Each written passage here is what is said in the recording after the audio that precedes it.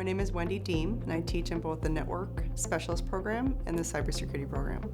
I teach more second, third, and fourth semester classes. I started my career very, very young, right out of high school. In the year 2000 was a big push for anybody that spoke computer.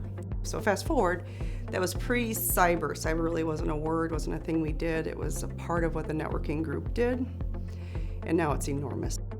In IT, we're teaching people all the time. We're teaching them how to use the services that we build, the products that we've chosen, whether you're a desktop person or not. You're constantly explaining why you need this tool or how it makes your job better.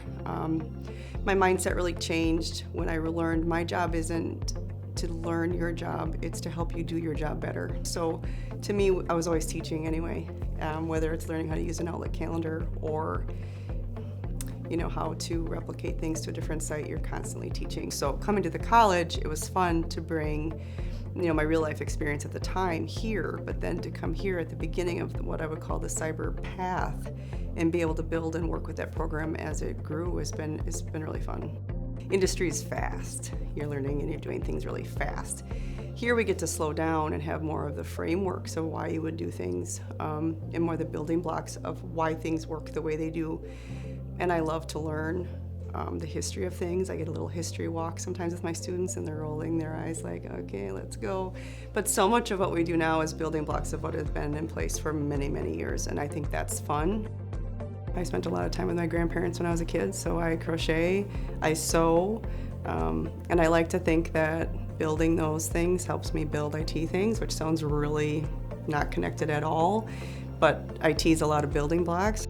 You want this big thing that you want to build, but it takes all these other parts.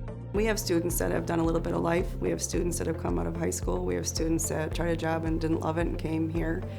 But I think people feel stuck. They feel like they can't do something else, and that's just not true.